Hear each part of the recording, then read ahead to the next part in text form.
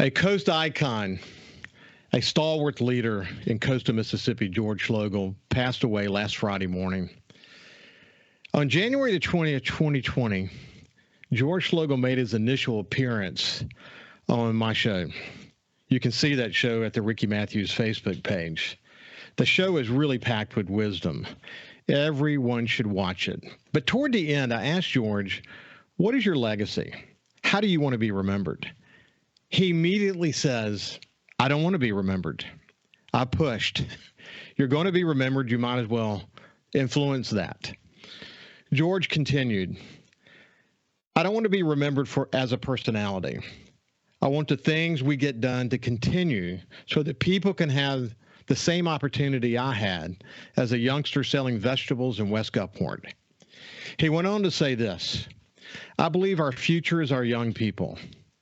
And if we can have an environment where they can flourish, not necessarily monetarily, but flourish of enjoying this paradise.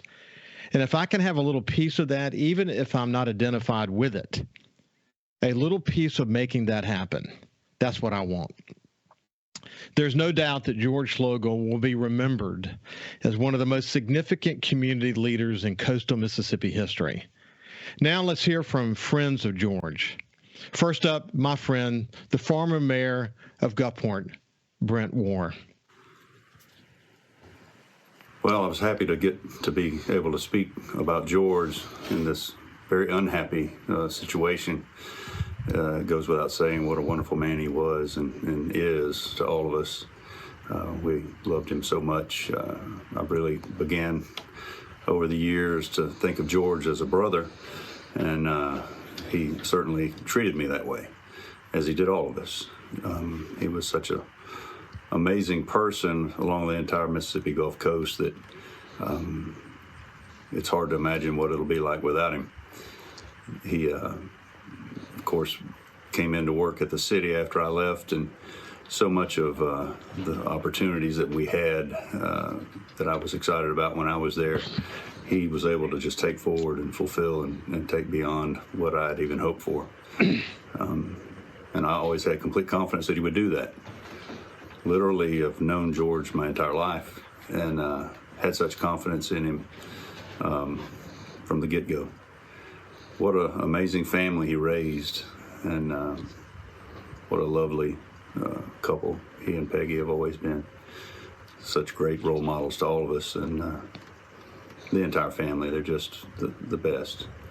It's hard to think of the Mississippi Gulf Coast without George Schloegel, but it's kind of pleasant to think about what heaven's like with him. George had a way to somehow or another always be the tallest person in the room and still look up to everyone that was there. And he will be so missed. I think as long as we all just try to carry on and keep a little bit of his memory and his quality of personality and his positive attitude in our lives, he'll always be with us. We love you, George. We'll miss you. What a beautiful thing to say about George, Brent. Always looking up to other people. Next, my friend Anthony Wilson, who's the president of Mississippi Power Company, shares a story about George that so many who knew him could tell. It's really my favorite George story. One day I was coming home from Jackson, and I decided to stop in Wiggins and grab a bite to eat. And I stopped at the Sawmill Restaurant. It's one of my favorites. And I walked in, and there was George Schloegel sitting there with an elderly gentleman. And they invited me to sit down with them, and I did. And come to find out, this gentleman was actually a World War II veteran. And George met him somewhere along the way, and they became friends. And at this stage of this gentleman's life, he was really unable to drive anywhere or do a lot on his own. So George, from time to time, would go pick him up, and they would go for long drives across the Gulf Coast. The gentleman obviously thought the world of George, and George felt the same about him. and they enjoyed each other's company. But I thought that was just a great example of George Schloegel. He invested in this hero, really, but nobody knew he did it. He didn't want anybody to know he did it. He did it because it was the right thing to do.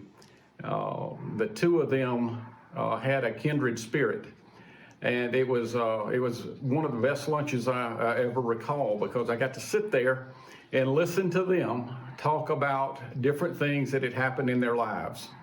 And I just thought, wow, what a gift that was given to me that day to sit and listen to George, and he do what he does across the Gulf Coast. So I'll just end by saying something that he's not able to say right now. He had a tremendous life, and he would tell you that he couldn't have done any of it without Peggy. So my condolences to Peggy and the whole family. George Schloegel was a great man. What a beautiful story to tell about George Schloegel, Anthony. George really didn't care if people knew what he did. What a great lesson in leadership. Next up is my friend Jerry St. Pé, who is actually in Europe at this time. Jerry sent this from there. He's a longtime community leader and the former CEO of Ingalls Shipbuilding. This is short and sweet, but it's so powerful. George Schloegel was a true shining beacon of public service, leading and lighting the way to the best interests of the Gulf Coast and all of Mississippi. We are a better people and a better place because of George Schloegel. Jerry, that is so beautiful. And he's right. George was a beacon.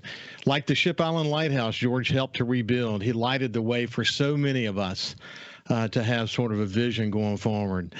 Next up is my dear friend and my mentor, Roland Weeks. Ricky, thank you very much for including me in this opportunity to recognize George Schloegel for all of the things that he accomplished in his lifetime. He was my friend. I'm very happy to say that he was a friend for many, many years, over 50. The front page that ran in the Sun Herald, the online comments that followed, and the obituary were all wonderful statements about his accomplishments. They were powerful, but the good thing is that they were not overstated. George did all of the things that were stated there. He accomplished all of the things miraculously that he was credited for doing. I met George over 50 years ago. We've been friends for all of those years. I am happy to say that again, over the years, he was an outstanding man, again, my friend. He was a citizen for all Gulf Coast communities up and down the Mississippi Gulf Coast, and an all-around, one more time, a good man. That's beautiful, Roland. It's only fitting that George Schloegel and Leo Seal and Lucia Marion Roberts and others were part of the inaugural class of the Sun Herald Leadership Program that I created when I became publisher of the Sun Herald, and inducting them into the Roland Weeks Hall of Fame was my way of honoring Roland, but George was in that initial class.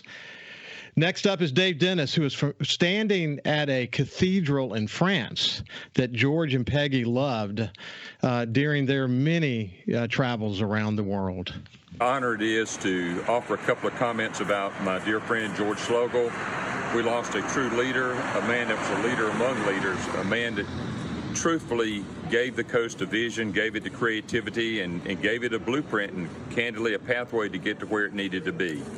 It is a privilege to be able to make a couple of comments about someone that I personally consider to be a friend, and indeed a friend, indeed an unconditional friend, a person that was beyond friendship, a person that was a confidant and an advisor, a person that was a visionary for the coast. George loved the coast of Mississippi. He loved Gulfport, Mississippi. From the time he was a child, he wanted to be mayor, and of course he pursued a career at Hancock Bank. But not only did he do the Hancock Bank and do a full career within the community, George was an influence. He was a force within the state of Mississippi and much beyond, not only in the banking community, but certainly within the realm of the JCs and many, many other organizations that he led. I knew him as a friend.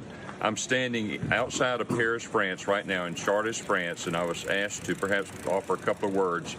The cathedral behind me is in Chartres, about an hour outside of Paris, a place that George and Peggy often visited. They would visit France. They took a lot of trips with Father Louis. They did many, many things that enriched their lives and enriched the lives of those around them. For anyone that had the opportunity to know George, that simply had the pleasure and the privilege of being around him, you're a better person. You're a person that learned how to deal with people, how to understand problems, and how to cope with the future. George was a rarity. He is certainly someone that in our lifetime was a gift to the coast of Mississippi. Not only just a blessing, but he was a gift to the coast of Mississippi, and he was a pure gift to mankind itself.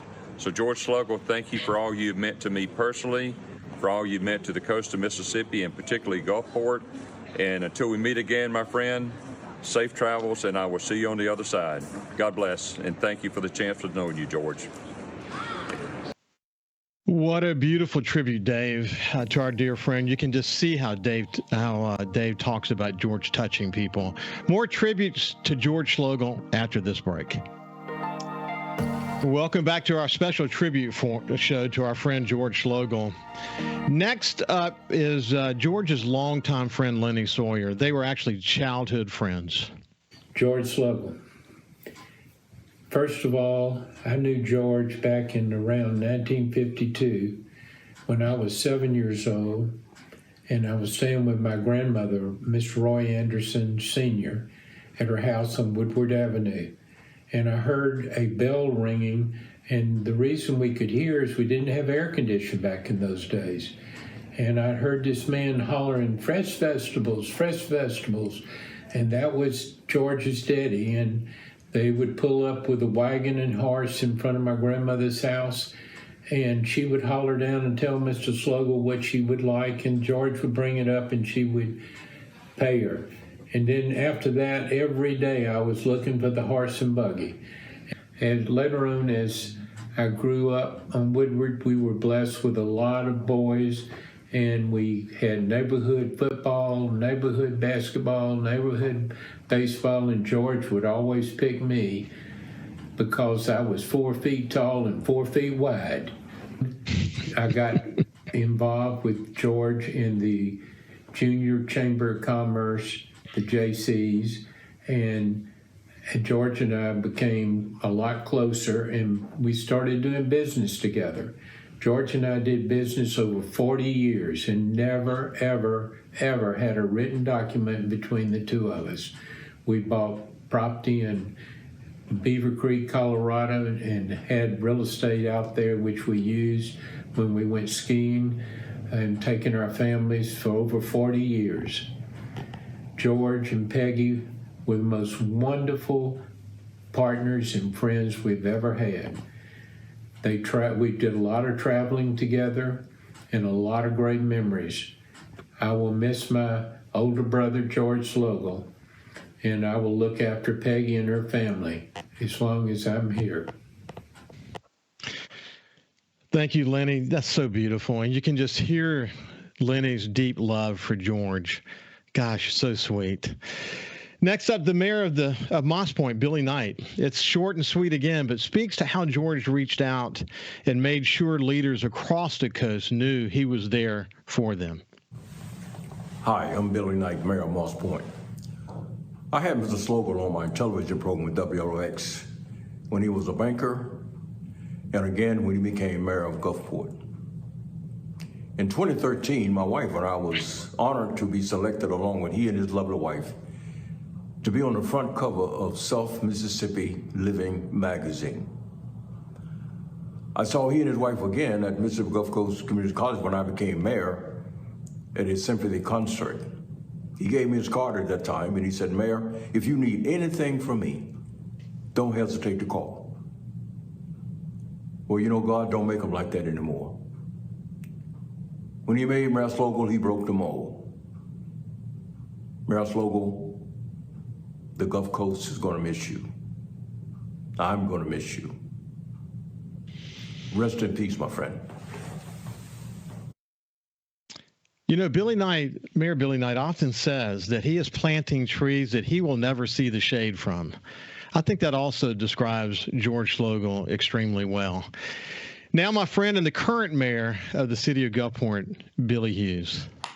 We believe that faith in God gives meaning and purpose to human life, that the brotherhood of man transcends the sovereignty of nations, that economic justice can best be won by free men through free enterprise, that government should be of laws rather than of men, that Earth's great treasure lies in human personality, and that service to humanity is the best work of life. That's the JC Creed, and it was an organization that George Schloegel was involved with early on in his career. And quite frankly, knowing the man, that's a creed he could have written because he lived every line of it, tried to guide and lead by example.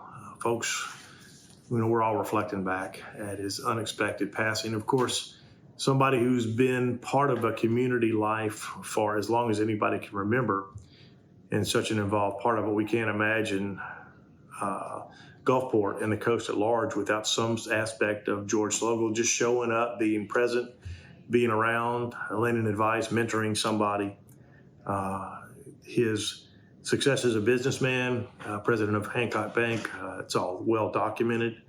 A lot of awards, too numerous to mention, and certainly he didn't do things for the accolades. He really loved where he lived, and he loved the people who he got to interact with and engage with. George loved being engaged, whether it was behind the scenes or leading an organization or some sort of initiative.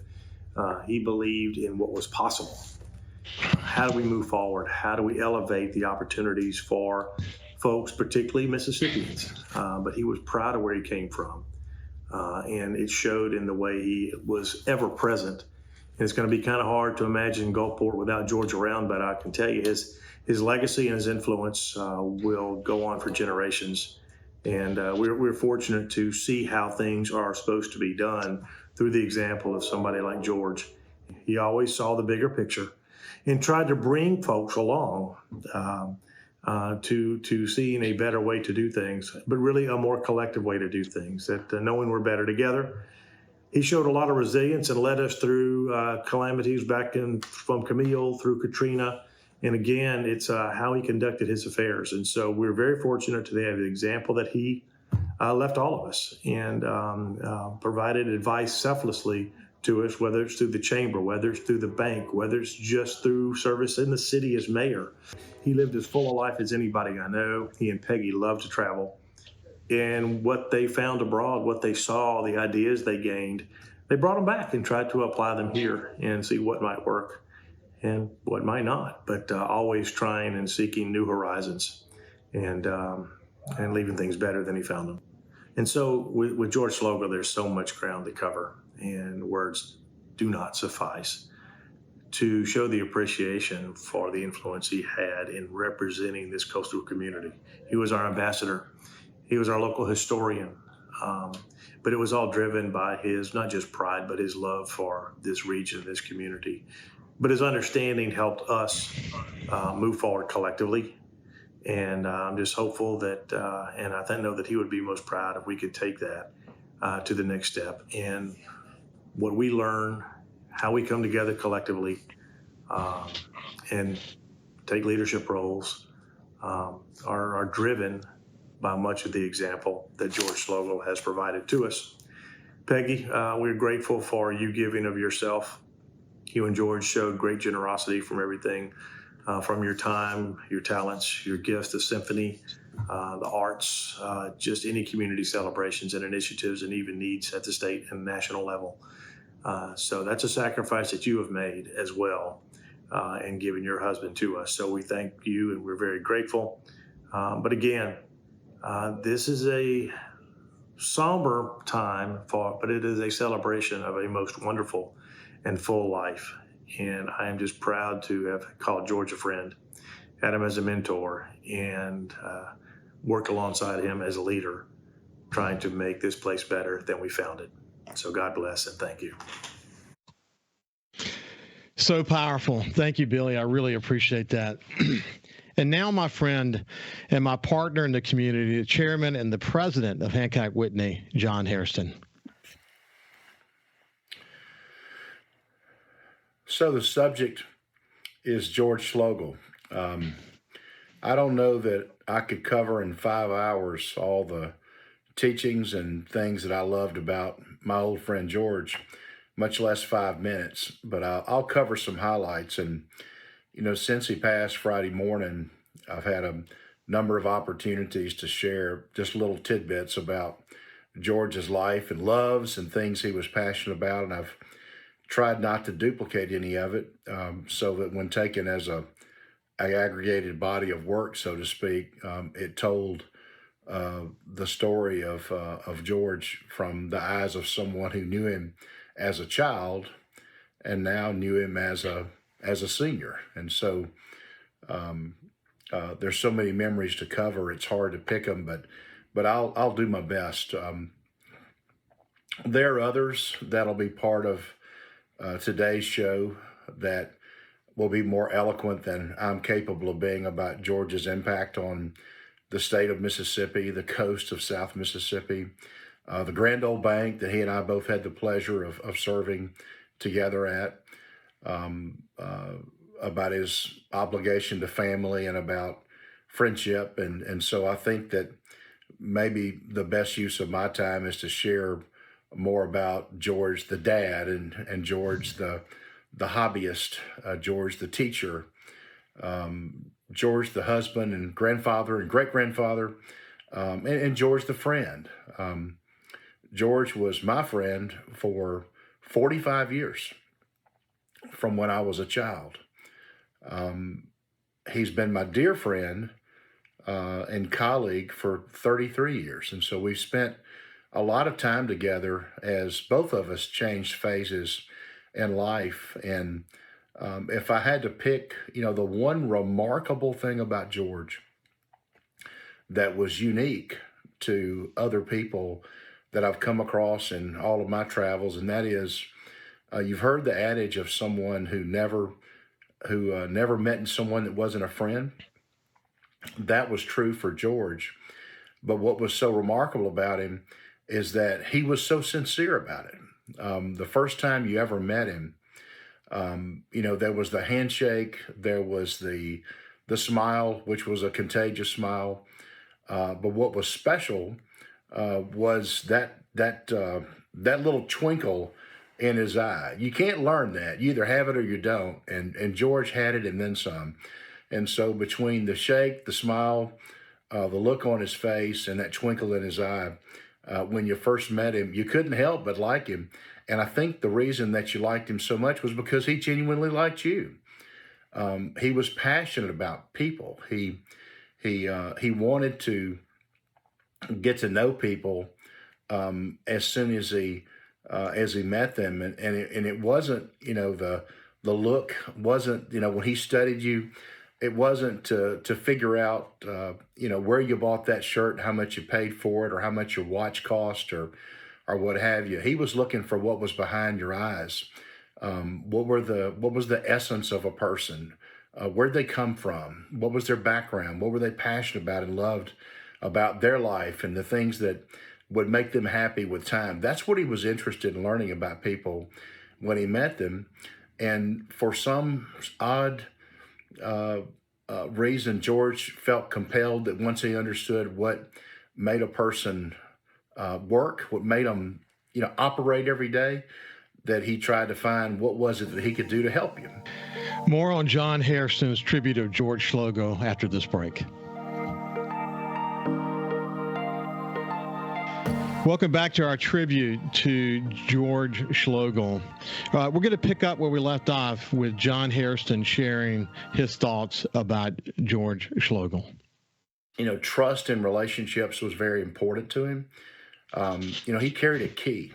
The key that Leo Seal gave George when he was 16 and came to work in the Hancock Bank mailroom in the basement of the 8-story building that was the headquarters then, until he built a bigger headquarters building. later on in his career, but he was 16, came to work in the mailroom, worked down in the basement, and Leo gave him a key to the mailroom because in those days you had to start, very early in the morning. The first people there were the mailroom kids, and they were all teenagers, and they were typically the last people to leave, and they were there putting statements out on the weekends, bank statements, I mean. And so when he got that key, he never let it go. He carried it with him his last day on this earth. All those years later, we're talking almost 70 years, he carried that key. And he didn't carry that key because he needed to get back in that old mailroom. That room is long gone. He carried the key because it symbolized someone's trust in him to take the responsibility seriously of carrying that key, of having access to it. From George's perspective, that was the key to the Situation Room in the White House in Washington, D.C. It was the most important key in the world because it was given to him. And so he carried that all those years. When he retired and turned in all the real keys, he kept that key because it meant something, different to him. And I love that about him, that he carried that responsibility through the rest of his life. He was a very enthusiastic and very passionate person. Everything he did was passionate. If he raised flowers, he had to have a greenhouse. If he had a couple of horses, he had to have a barn and pastures and have a lot of horses. If he was going to snow ski, then he had to get the snow skis, and he actually tried snowboarding. In his 60s, he was trying to learn how to snowboard. His family was a passion. He wanted a place for his family to get together and enjoy the water, particularly for grandchildren. So he bought pretty much the only house that survived on the water out in North Biloxi on the Schuylkill Bluff. When he was going to build a fence, it had to be 2 layers deep, tall enough to keep horses from getting out, post holes deep and posts inside them that were treated, and he had to put the fence up. When he was, I think, 76, he built himself a new fence around all the acreage that he had for his horse farm, and he wanted to do it himself. It took him months, but he did it. When he wanted to restore his old truck, he had to do every nut and every bolt and every washer to restore it. Everything that he did, he was passionate about. I remember in his later 70s, he wanted to take his grandchildren for a canoe trip, and he told me he was going to be out of town for a couple of weeks doing a canoe trip. And I'm thinking, it shouldn't take 2 weeks to, canoe down the Wolf River. I've done that in 1 day. And so when he came back, he was really sunburned. And I'd ask him, how did you get sunburned? He said, I went on a canoe trip. And I said, how could you get that burned, paddling a canoe for a day or two? He would know. We paddled down the Colorado River, the length of the Grand Canyon. He took his grandchildren in a canoe down the Colorado River. Now, remember, he'd been retired from mayor by this time for 7 or 8 years. And so that was just the way George was. Everything had to be, he had to go all out and give it his best effort. And he never, ever did any of those things because he was trying to bring any credit back for himself. To him, it was just kind of the way that you operated. And so, passion and love of life and the joy of life was the way that he lived. He had a saying, I can still hear his voice in my ears as I say this, that when he would observe something that he thought was a particular sweet moment, he would lean his head back and he would say, oh, sweet life, sweet life. And I can remember a lot of those moments that we shared together when he would say that. Now, he loved the coast, loved everything about it. He wanted everybody to enjoy it as much as he did. And when I first came to the bank as a consultant 30 years ago, or maybe 33 years ago now, I was caught up in his love for the coast, the history of it, and the role of the Grand Old Bank in supporting the community and making sure the economy continued to be successful. My last meeting I had with him before I went to Charlotte from here was him saying, the coast is in your blood. You're going to have to come back at some point, don't wait too long with that baby girl, which is now my daughter, who's a doctor here in town. And sure enough, within 6 months, I was back with my wife and with my little girl to raise my kids. I raised 2 girls here on the coast because I love it like George did, and I got that love from George. So I think it was maybe a little like that favorite movie of George's. He was a movie called The Green Mile, had Tom Hanks and what was his name? He played the role of John Coffey. Michael Clark Duncan, huge guy, big muscular guy, played that role. And in that movie, the character of John Coffey reached out and shook the hand of the Green Mile guard, Tom Hanks. And when he did, a spark of something inside John Coffey made its way to that security guard. And I think that was maybe the last handshake I had with George before I left all those years back in 1993 or 2. And when I left the office, all I could think about was getting back to raise my kids here, getting back to where I was raised myself, getting back to the bank, getting back to George. And so what a terrific mentor and example he was for me, for thousands of colleagues, for other people who had an opportunity to get to know him and to work with him and to see him lead, from a point of passion and love for preserving the best things about where we live for generations to come. His living motto was Carpe Diem. If you've seen the Dead Poets Society, George loved movies. He loved them. When he was doing a lecture, he would often stand on a desk a little later in life, a chair, and tell the story of that scene in the Dead Poets Society. But that was his living motto: was seize the day. Don't wait till tomorrow. Seize the day. He truly believed it. Believed it up to the last day of his life. Here I am, recording this message on the 124th anniversary of the bank, thinking about saying goodbye one more time to my friend tomorrow, and then the next day, and regretting that he and I won't get the chance to plan the 125th next year together, which was our plan. And, he always wanted to, he told me the story about a board member of his that was on his way to the hospital the very last time at the end of his life. And he said, I just want to drive by the bank one more time. And he did. And George said that on the last day of my life, I want to feed my horses. I want to see old friends, drive by the bank one last time, and go to sleep and not wake up next to my wife, Peggy. And that's how he went out, was exactly on his terms. He had a retiree luncheon that day. He went to the gym and worked out at 83, having been in the hospital a couple of weeks with pneumonia just 3 or 4 months ago, was in the gym the day that he passed,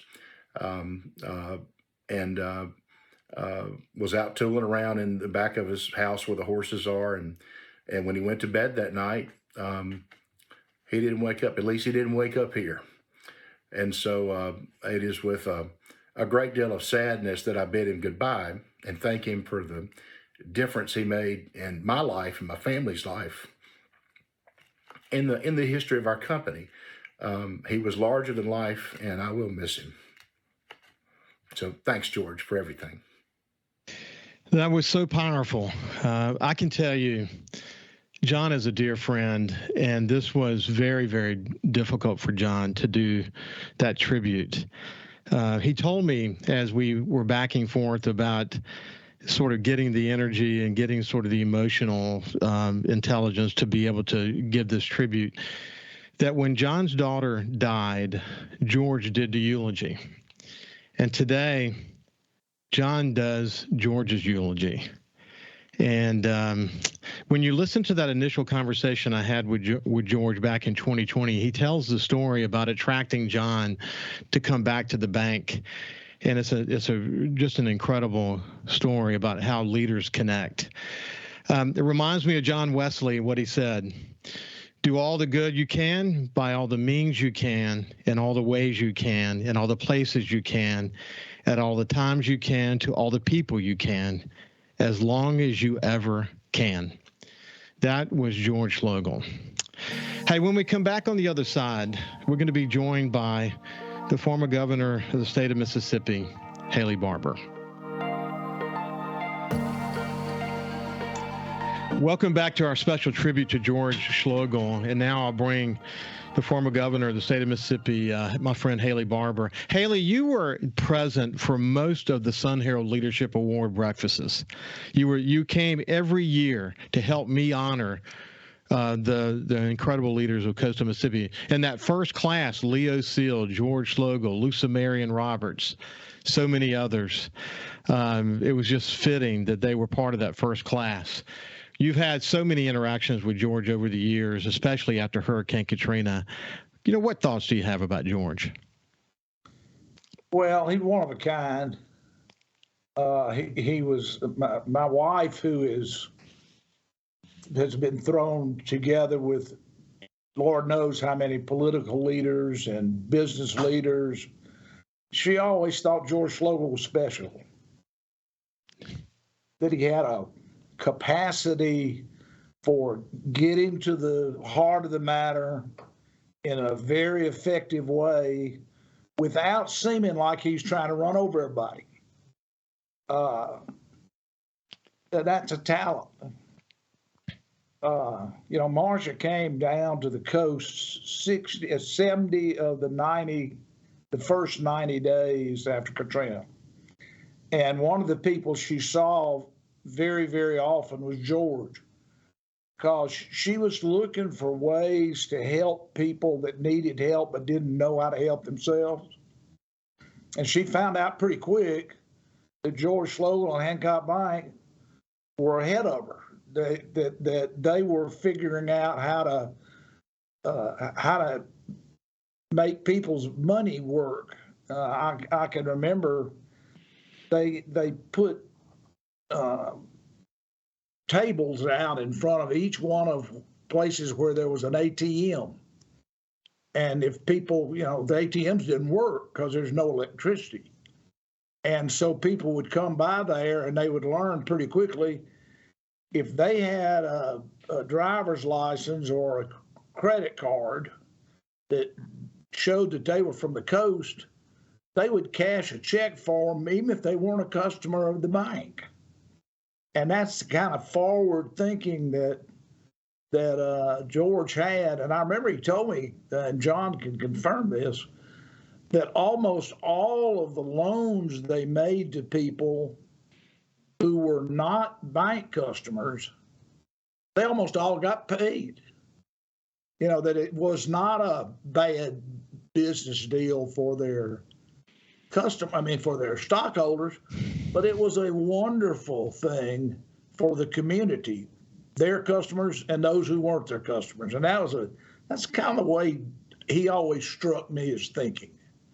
We had him as the chairman or one of the co-chairs of my inaugural transition when I became governor. And he was part of my administration almost in some shape, form, or fashion, almost forever after. I mean, he was part of the Barksdale Commission, I can't even remember the name of it. It's hard to believe it's been almost 20 years ago. The Governor's Commission on Rebuilding. Listen to me. I'm not even remembering exactly. Recovery, Rebuilding, and Renewal. There you go. There you go. I started to say it was hard to believe it's been that long, and then I look at the picture, and I'm white-headed. I wasn't white-headed at the time. Yeah, George was present at the Sun Herald less than a week after the storm when we had that meeting at the newspaper conference room. He was there with us. Well, he was almost any time there was an important meeting, George Schloegel will have been there.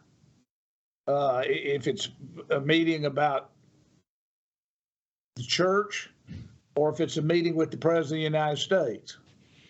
And he performed appropriately and usually exquisitely in any instance. Yeah, he was a man, as John pointed out, he would travel around the world and find out ideas and bring them back to coastal Mississippi. His mind was constantly racing. He was driving for perfection. But in a region like coastal Mississippi, the opportunity we had to have a leader like him who saw the big picture, who understood that this was an economic engine that was going to drive the state. Man, the importance of leaders like George and that understanding, I can't overstate that, can I? No, you can't. And in my lifetime, the coast went through two terrific disasters, Camille and Katrina. And thank God you had people like George and like Jerry St. Pé and there's a list as long as my arm, and you wouldn't touch half of them. But the coast attracts good people. I'm from Yazoo City and I'm from Mississippi, so I have pride in the coast. But it's undeniable if you see the people that come down there and serve at the Air Force Base, how many of them come back. And how many of them want for their children to get to grow up there and to go to school there, and candidly, the coast really had a hard time after Camille. And all of us in the rest of the state knew it, and we didn't know what to do about it. And then the good Lord gave us Katrina, which was the worst natural disaster in American history.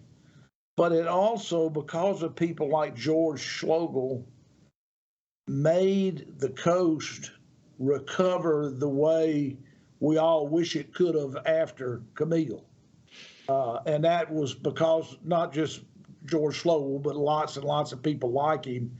And our congressional delegation really put shoulder to the wheel in Washington. And the president, frankly, the president was bent over backwards everywhere he could to try to do as much as the law allowed for him to do. We didn't get everything we want, but what we did get is we got a plan in front of the government that our delegation and our leadership, like George, forced the federal government to have to understand. And they did understand it. And in my mind, it never would have been as good if it hadn't been for people like George. Well, Haley Barbour, thank you so much for your time, man. And thanks for sort of putting a bow on this incredible tribute. And we appreciate your leadership. Have a good day, my friend. Thank you, Ricky. You bet. Have a good day, and we'll see you tomorrow.